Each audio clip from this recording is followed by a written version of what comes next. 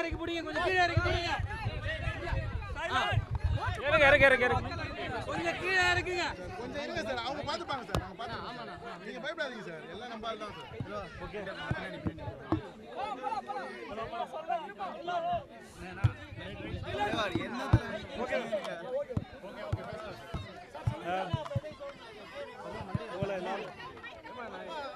கொஞ்சம் அமைதியா இருங்கடா, பேசுறீங்க.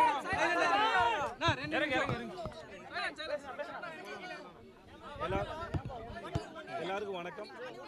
முறை ஓட்டு போடுற அத்தனை பேருக்கு என்னோட வாழ்த்துக்கள். இது உங்களுக்குலாம் ஒரு பெரிய ப்ரௌட் மூமெண்ட், எனக்கு ரொம்ப பெருமைக்குரிய விஷயம். ஏன்னா 18 வயசு நம்ம வீட்டில் முடிவெடுக்கவே நம்மளை கேட்பாங்களா இல்லைன்னு தெரியாது. ஆனால் இந்த நாட்டோட நம்மளை யார் ஆட்சி பண்ணணுங்கிற முடிவெடுக்கிற உரிமையும் உங்ககிட்ட கொடுத்துருக்காங்க. ஸோ உங்கள் எல்லாருக்கும் என்னோட வாழ்த்துக்கள்.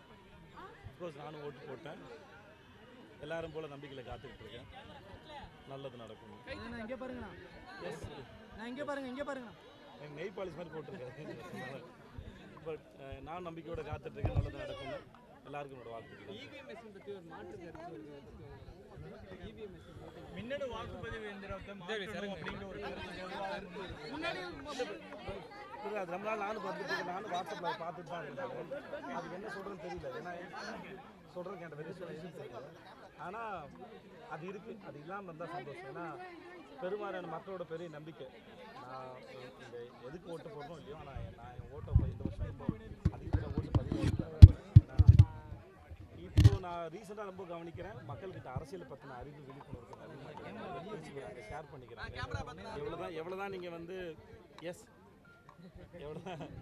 எவ்வளோதான் நம்ம வந்து வாட்ஸ்அப்பில் இது பண்ணக்கூடாது அது பண்ணக்கூடாது என்ன சொன்னாலும் மீம்ஸ் மூலமாகவும் மற்ற விஷயங்கள் மூலமாகவும் அரசியல் பற்றின அறிவு அவங்க அதிகமாக வளர்த்துருக்காங்க. நான் அந்த விஷயத்தை ரொம்ப அதிகமாக பாராட்டுறேன். மக்களோட இந்த விழிப்புணர்வு ரொம்ப அழகாக பாராட்டுறேன். நன்றி எல்லாருக்கும்.